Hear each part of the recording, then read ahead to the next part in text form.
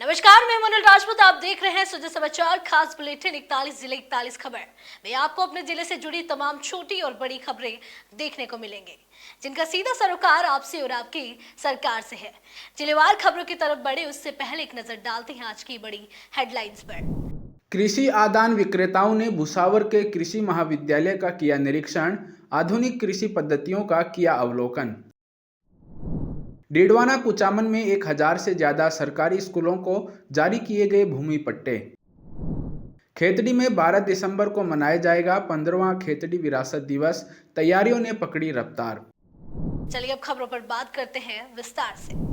राजस्थान सरकार के निर्देशों के तहत कृषि आदान विक्रेताओं ने भरतपुर जिले के भुसावर स्थित कृषि महाविद्यालय का निरीक्षण किया। एक वर्षीय देशी प्रशिक्षण के क्रम में भरतपुर व डीग जिले के 40 विक्रेताओं ने महाविद्यालय में विभिन्न तकनीकों, फसली प्रबंधन और आधुनिक कृषि पद्धतियों का अवलोकन किया। महाविद्यालय के डीन डॉक्टर उदयभान सिंह ने फलदार पौधों में होने वाली कर्षण क्रियाओं, कीट रोग प्रबंधन, पौध तैयार करने की तकनीक और उर्वरक व सिंचाई पद्धतियों की विस्तृत जानकारी दी। प्रशिक्षकों ने जैविक खेती, मिट्टी परीक्षण और उच्च तकनीक खेती के फायदों पर भी प्रकाश डाला। आज कृषि आदान विक्रेताओं के 40 सदस्यीय दल ने कृषि महाविद्यालय भुसावर के तमाम बगीचों का, फलदार बगीचों का भ्रमण किया। उन्हें तमाम आधुनिक तकनीकों के बारे में बताया गया। गुलाब की कटिंग किस तरह से तैयार करें, यदि उनको रूटेक्स से ट्रीट कर दें तो उनकी जड़ें अच्छी निकलती हैं, सफलता ज़्यादा मिलती है। पौधों की कटाई छटाई सही करें, उनको उचित आकार मिलना चाहिए। कैसे खाद उर्वरक दें, कितना बड़ा थाला बनाएं, तो उन सब के बारे में प्रैक्टिकली बताया गया। आम की, अमरूद, अनार, नींबू की तमाम किस्मों के बारे में बताया गया कि भाई ये किस्में यहाँ इस भरतपुर क्षेत्र के लिए ज़्यादा उपयुक्त हैं। साथ ही जो खाद उर्वरक देते हैं और सिंचाई देते हैं, बूंद बूंद सिंचाई देते हैं, पीपीटी प्रेजेंटेशन के माध्यम से आधुनिक तकनीकी की खेती, उच्च तकनीकी खेती, पॉली हाउस, लो टनल और तमाम जो कीड़े बीमारी होते हैं उनकी पहचान और उनके निदान के बारे में बताया गया। तो ये भ्रमण काफ़ी अच्छा रहा। धन्यवाद। शाहपुरा स्थित बाबा गंगादास राजकीय महिला महाविद्यालय में आयोजित 2 दिवसीय अंतर्राष्ट्रीय सम्मेलन का समापन उत्साहपूर्ण माहौल में हुआ। मुख्य अतिथि श्री जुगल किशोर मोदी और कार्यक्रम अध्यक्ष प्रोफेसर नरेश कुमार मीणा की मौजूदगी में देश विदेश से आए 500 से अधिक प्रतिभागियों ने शोध और नवाचार पर अपने विचार साझा किए। सम्मेलन में 250 से ज़्यादा शोध पत्र और 50 से अधिक पोस्टर प्रस्तुत किए गए।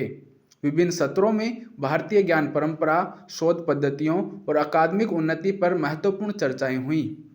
समापन पर बेस्ट ओरल प्रेजेंटेशन और बेस्ट रिसर्चर समेत विभिन्न सम्मान प्रदान किए गए और सभी प्रतिभागियों को प्रमाण पत्र वितरित किए गए। डीडवाना कुचामन जिले ने शिक्षा विकास के क्षेत्र में ऐतिहासिक उपलब्धि हासिल की है। जिला प्रशासन और शिक्षा विभाग की संयुक्त पहल पर जिले के 1000 से अधिक राजकीय विद्यालयों को भूमि पट्टे जारी किए गए, जिससे लंबे समय से अटके भवन निर्माण, कक्षा कक्ष विस्तार, खेल मैदान और सरकारी योजनाओं के क्रियान्वयन का रास्ता साफ हुआ है। कलेक्ट्रेट सभागार में आयोजित समारोह में जिला कलेक्टर डॉक्टर महेंद्र खड़गावत और जिला पुलिस अधीक्षक श्रीमती ऋचा तोमर ने संस्था प्रधानों को पट्टे सौंपे। अधिकारियों ने इसे शिक्षा के बुनियादी ढांचे को मजबूत करने की दिशा में राज्य स्तरीय महत्वपूर्ण पहल बताया। आज एक बार फिर से डीडवाना जिला प्रशासन ने कीर्तिमान रचा है। 1000 स्कूलों को पट्टे जारी किए गए हैं। किस तरह से ये कार्य किया जा रहा है? आज जो जारी किए गए पट्टे, तो उससे क्या नया परिवर्तन आएगा स्कूलों में? डीडवाना कुचामन जिले में चूँकि नया जिला है, 1325 या 30 स्कूलें यहाँ पर हैं। हम लोग 1025 स्कूलों को पट्टे जारी कर चुके हैं। तो इस डे को सेलिब्रेट करना चाह रहे थे। कुछ दिन पहले माननीय मंत्री जी के सानिध्य में 593 स्कूलों को पट्टे दिए थे, लेकिन उसके बाद में हमने अब 1025 स्कूलों को दे दिए। तो ये 1000 वाला जो आंकड़ा है, इसको हम सेलिब्रेट करना चाह रहे थे। इसीलिए जिन स्कूलों को नए स्कूल हैं उनके प्रिंसिपल को बुलाया, उनके बच्चों को बुलाया। और ये एक ऐतिहासिक दिन इसलिए है कि अब इस स्कूल में जो स्कूल हैं वो किसी भी सरकारी या केंद्र सरकार की या राज्य सरकार की योजनाओं का लाभ ले सकती है और उनका मालिकाना हक उस स्कूल का हो जाएगा। उस स्कूल के अंदर कोई भामाशाह निर्माण करवाना चाहता है, उस स्कूल के प्रिंसिपल कुछ और नवीन योजनाएं अपने स्कूल में लाना चाहता है, तो बहुत ही आसानी के साथ आ सकता है। निश्चित रूप से राज्य सरकार के तत्वाधान में ये एक ऐतिहासिक कदम है और डीडवाना कुचामन जिले से ये प्रारंभ हुआ है, तो इस इतिहास का ये नया जिला हिस्सा बनेगा और मुझे आशा है कि इस प्रकार के और भी कार्य अन्य स्थानों पर भी होंगे। ठीक है कि स्कूलों के लिए, क्योंकि उन्हें पट्टे जारी किए जा रहे हैं, 1000 पट्टे अब तक दिए जा चुके हैं। देखिए, पहले तो मैं आपको ये बताऊं कि वास्तव में एक ऐतिहासिक क्षण है। आज तक शिक्षा विभाग में खेल मैदान के लिए या भवन के लिए पट्टे देने जैसे काम को कभी प्राथमिकता में रखा नहीं गया था। जैसा RDO साहब ने कहा, श्रीमान जिला कलेक्टर महोदय, ADM साहब, इनकी प्रेरणा से या इन्होंने जो एक इनिशिएटिव लिया, इसके बाद पूरा विभाग लगा और नतीजा आपके सामने है। ये पट्टा जो है कि पोजेशन डॉक्यूमेंट होता है, इसका मतलब ये होता है कि हमेशा के लिए फिर वो ज़मीन, वो भूमि उस संस्था की हो जाती है। आज की तारीख में अगर किसी तरह का कोई नवनिर्माण है या अपग्रेडेशन का कोई मामला है, तो सबसे पहले विभाग भी या राज्य सरकार भी पट्टा मांगती है। तो 1000 से ज़्यादा पट्टे बन गए। हमने कलेक्टर साहब को भी ये कमिट किया है कि 385 स्कूल और बचे हैं अभी। हम ये चाहते हैं कि एक भी स्कूल ऐसा नहीं बचे जिसका पट्टा जारी नहीं हो, सबके पट्टे बनाएंगे। हमने कलेक्टर साहब से ये भी निवेदन किया है कि ऐसे स्कूल जहाँ पर भूमि आवंटित नहीं है, तो अगर संभव है, इन्होंने भी हमें ये बताया है कि इस तरह की जिसको अलॉट कर सकते हैं ऐसी भूमि कम है, लेकिन जहाँ संभव है हमारा प्रयास ये होगा कि हमारे विद्यालयों को खेल मैदान भी मिले, भवन निर्माण के लिए भी ज़मीन मिले, आवंटित और पट्टा भी मिले। धन्यवाद। ठीक, आपका नाम और पद? मैं भंवरलाल खोखर, CBO कुचामन सिटी। एक ये विशेष मुहिम है जिसके तहत सभी स्कूलों को पट्टे दिए जा रहे हैं और आज 1000 का आंकड़ा छू लिया गया है। क्या कहेंगे इस उपलब्धि पर और इसका लाभ स्कूलों को किस तरह से मिलेगा? नए जिले डीडवाना कुचामन में हमारे श्रीमान कलेक्टर महोदय, ADM महोदय और शिक्षा विभाग की साथ में मिलकर के हमारे जितने भी विद्यालय थे उन विद्यालयों को पट्टा वितरण कार्यक्रम हमने प्रारंभ किया। इसमें आज तक 1000 पट्टे विद्यालयों को हम वितरण कर चुके हैं और रजिस्ट्रेशन का कार्य प्रारंभ कर दिया गया है।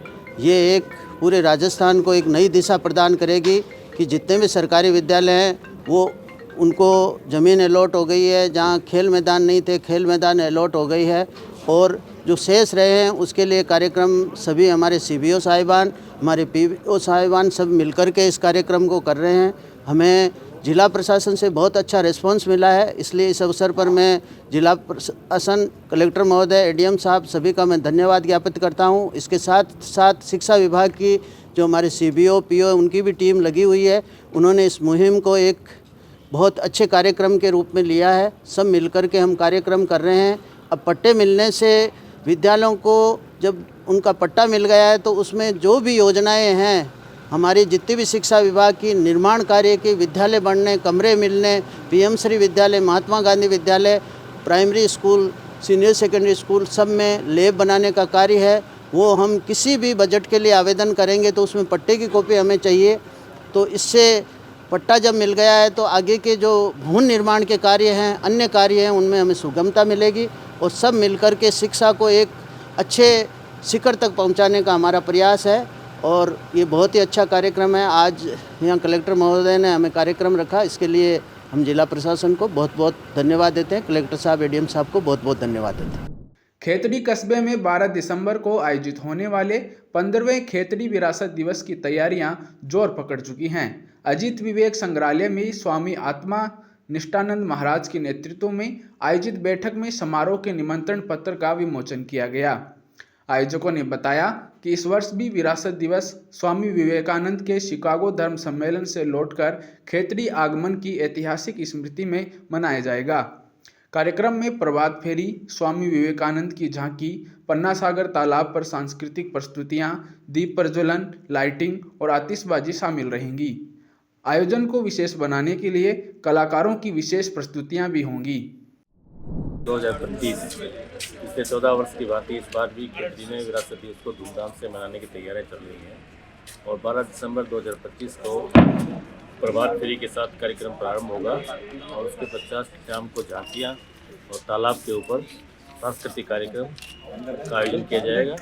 इसमें बहुत अच्छे सांस्कृतिक कार्यक्रम हमारी संस्कृति के अनुरूप उनका प्रदर्शन किया जाएगा और पूरे जनमानस को एक अच्छा संदेश इस विरासत दिवस के माध्यम से राजा अजीत सिंह जी और स्वामी विवेकानंद जी के संबंध और स्वामी जी का इस पावन धरती के ऊपर जो उनका आने के 3 बार पधारने से स्पंदन हुआ है, उन सब देखने वालों में निवासियों के अंदर उनको आशीर्वाद मिलेगा और इस कार्यक्रम का आयोजन किया जाएगा। बड़ी सादड़ी विधानसभा क्षेत्र के मिन्नाणा गांव में प्रस्तावित भक्त शिरोमणि बालाजी मंदिर के भूमि पूजन समारोह में पंजाब के राज्यपाल व चंडीगढ़ प्रशासक श्री गुलाबचंद कटारिया ने शिरकत की।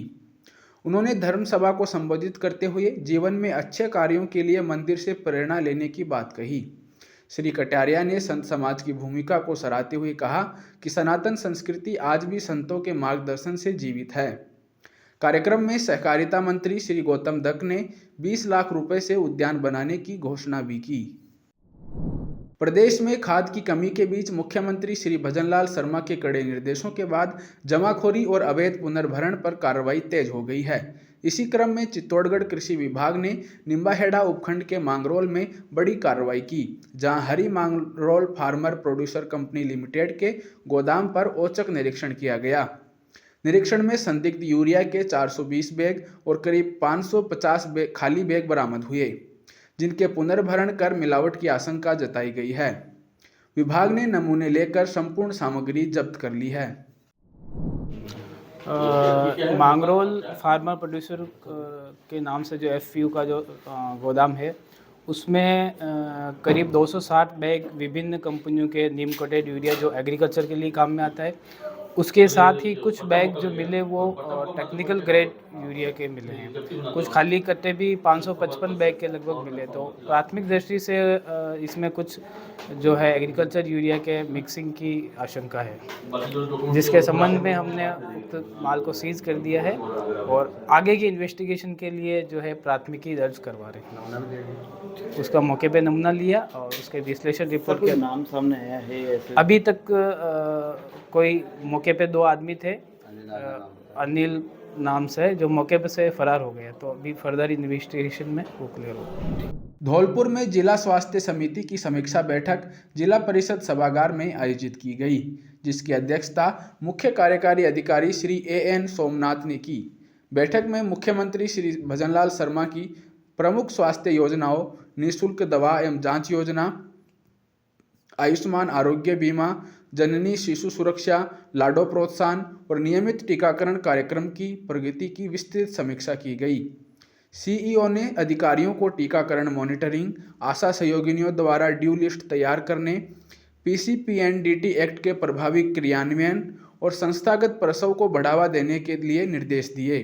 साथ ही कमजोर प्रगति वाले संस्थानों को सुधार करने तथा योजनाओं के लाभ अधिक से अधिक लोगों तक पहुंचाने पर जोर दिया। मुख्यमंत्री श्री भजनलाल शर्मा के निर्देश पर चल रहे टीबी मुक्त ग्राम पंचायत अभियान के तहत टोंक जिले में सभी खंडों के CHO और डॉट्स प्रोवाइडर्स को विशेष प्रशिक्षण दिया गया। जिला क्षय रोग अधिकारी डॉक्टर हिमांशु मित्तल की ओर से आयोजित इस 1 दिवसीय कार्यक्रम में प्रधानमंत्री टीबी मुक्त भारत अभियान के अंतर्गत 6 प्रमुख इंडिकेटर्स पर विस्तृत जानकारी साझा की गई। स्वास्थ्य कर्मियों को संदिग्ध मरीजों की शीघ्र पहचान के लिए अधिकाधिक बलगम सैंपल नोट साइट्स पर भेजने और प्रत्येक पुष्ट मरीज को निश्चय पोषण योजना के तहत सहायता उपलब्ध कराने के निर्देश दिए गए। कार्यक्रम में बाल टीबी के निदान व प्रबंधन पर भी विशेष सत्र आयोजित हुआ। ब्यावर में राजस्थान पुलिस सेवानिवृत्त कर्मचारी कल्याण संस्था की त्रिमासिक बैठक शहर थाना परिसर स्थित गार्डन में आयोजित की गई। कार्यक्रम के मुख्य अतिथि SP श्री रतन सिंह राठौड़ और विशिष्ट अतिथि सेवानिवृत्त अधिकारी श्री हरिराम बालोट थे। बैठक में सेवानिवृत्त पुलिस कर्मचारियों के वाहनों को टोल मुक्त करने, पुलिस थानों में सम्मानजनक व्यवहार और पहचान पत्र जारी करने जैसे मुद्दे उठाए गए। SP श्री राठौड़ ने सभी सुझावों पर सकारात्मक रुख दिखाते हुए कहा कि सेवानिवृत्त कर्मचारी पुलिस व्यवस्था का अभिन्न हिस्सा हैं और उनके अनुभव से विभाग को हमेशा लाभ मिलता है। ये हम अलग अलग कितने भी संगठन बनाते हैं, ये अंतिम और चरम संगठन है जिसमें जाकर के सारी धाराएं जाकर के मिलती है। कोई गजटेड होंगे, कोई नॉन गजटेड होंगे, कभी कोई मंत्रालय होंगे, लेकिन जब रिटायर हो जाते हैं और हम जब सेवानिवृत्त हो जाते हैं तब वो सारी की सारी जो हमारी शाखाएं हैं वो जाकर के एक महासागर में जाकर के मिलती है, हम एक ही परिवार के सदस्य हो जाते हैं। मेरा हमेशा से ये रहा है कि हम हमारे परिवार के सदस्य हैं। और एक तो जो हमारी जन सहभागिता के कार्यक्रम है, चाहे CLG है या फिर कोई पुलिस मित्र है या पुलिस से जुड़े हुए जितने जो भी चीज़ें किसी न किसी भांति से आप जहाँ भी निवास रहते हैं उस थाने के से आपका जुड़ाव रहे, ये मैं सभी थाना अधिकारियों को भी बताऊंगा और आपसे भी आग्रह है कि आप भी उनसे जुड़े रहें। ब्यावर में आर्य समाज का 141वां वार्षिकोत्सव 4 दिवसीय कार्यक्रमों के साथ संपन्न हुआ। महर्षि दयानंद सरस्वती द्वारा स्थापित आर्य समाज के 150वें स्वर्णिम स्थापना अवसर पर यह उत्सव यज्ञ, भजन, उपदेश, नगर शोभा यात्रा और ऋषि प्रसाद समेत कई धार्मिक कार्यक्रमों के माध्यम से मनाया गया। समापन सत्र में देहरादून के वैदिक विद्वान सत्यव्रत आर्य के नेतृत्व में ब्रह्मात्व यज्ञ संपन्न हुआ। अंतर्राष्ट्रीय भजन उपदेशक श्री दिनेश पथिक ने मधुर भजन प्रस्तुत किए, जबकि साधु सन्यासियों और वैदिक विद्वानों को सम्मानित किया गया। कार्यक्रम में आर्य समाज के मंत्री, सभासद और गणमान्य नागरिक मौजूद रहे। डीग जिले में भारत निर्वाचन आयोग के निर्देशानुसार संचालित विशेष गहन पुनरीक्षण 2026 कार्यक्रम में उल्लेखनीय प्रगति दर्ज की गई है। जिला निर्वाचन अधिकारी और जिला कलेक्टर श्री उत्सव कौशल के नेतृत्व में अब तक 7,53,713 मतदाताओं के प्रकरणों का निस्तारण किया जा चुका है, जो कुल कार्य का 94.27% है। इसमें डिजिटाइजेशन के 7,20,276 प्रपत्र और 33,437 अनुपलब्ध मतदाताओं का चिन्हीकरण शामिल है। जिले की सभी तहसीलों और विधानसभा क्षेत्रों में प्रगति संतोषजनक है। जिला अधिकारी ने शेष 5-6% कार्य को प्राथमिकता से पूर्ण करने और अनकलेक्टेबल मतदाताओं का पुनः सत्यापन सुनिश्चित करने के निर्देश दिए हैं। अजमेर दक्षिण विधानसभा क्षेत्र में विकास की रफ्तार तेज हो रही है। विधायक श्रीमती अनीता बघेल ने वार्ड 32 व 33 में सड़क निर्माण कार्य का विधिवत शिलान्यास किया। इन सीसी सड़कों का निर्माण 1,28,00,000 रुपए की लागत से किया जाएगा, जो पीपल वाले बालाजी सुंदर नगर से सिद्ध दक्षिण मुखेश्वर बालाजी मंदिर, नंदघर और अन्य प्रमुख मार्गों तक आवागमन सुगम बनाएगा।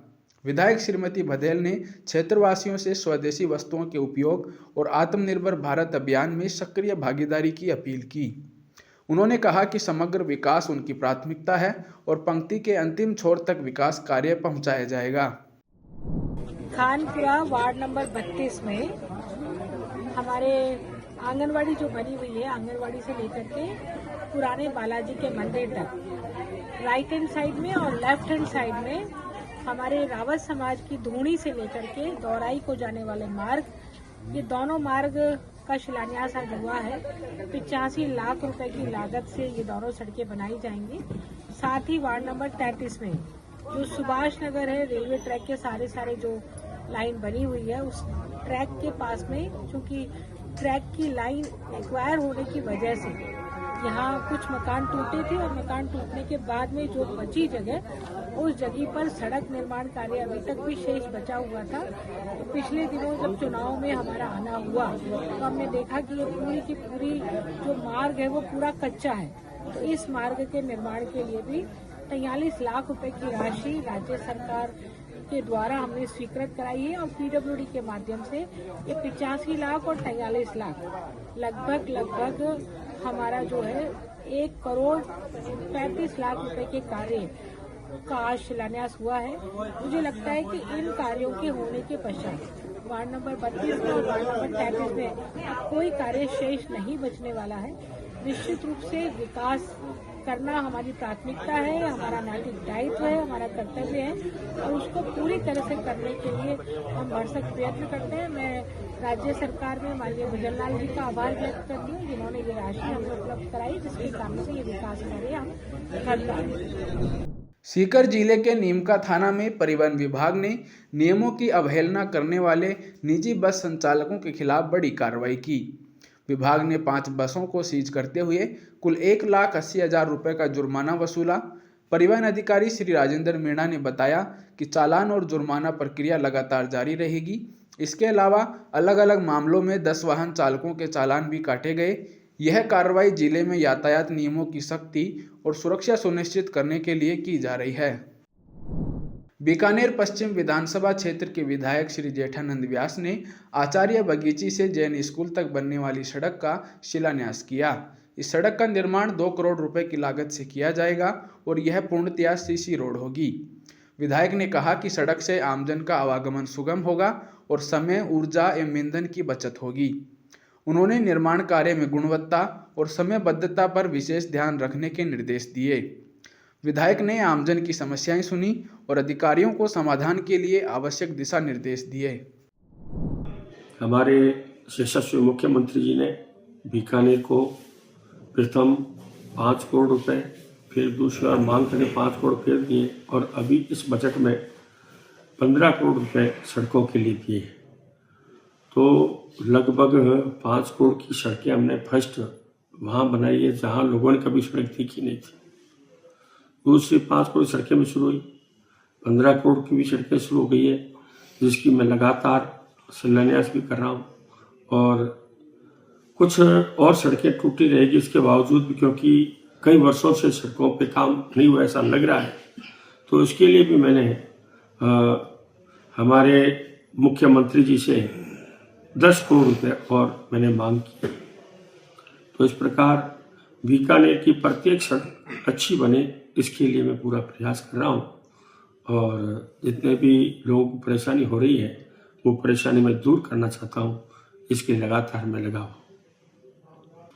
सड़कों में जहाँ पेच वर्क है वहाँ पेच वर्क शुरू हो रहे हैं, कुछ हुए कुछ और हो रहे हैं और बाकी कुछ टेंडर हो रखे हैं वो शुरू हो रहे हैं, कुछ टेंडर कर रहे हैं अभी। तो इसलिए धीरे धीरे सरकारी काम मेरे हिसाब से जल्दी सब शुरू हो रहा है। 41 जिले 41 खबर बुलेटिन में आज के लिए इतना ही। फिर मिलेंगे नई खबरों के साथ। तब तक के लिए देखते रहिए सुजय समाचार। हमारे चैनल को लाइक, सब्सक्राइब और शेयर करना ना भूलें। धन्यवाद।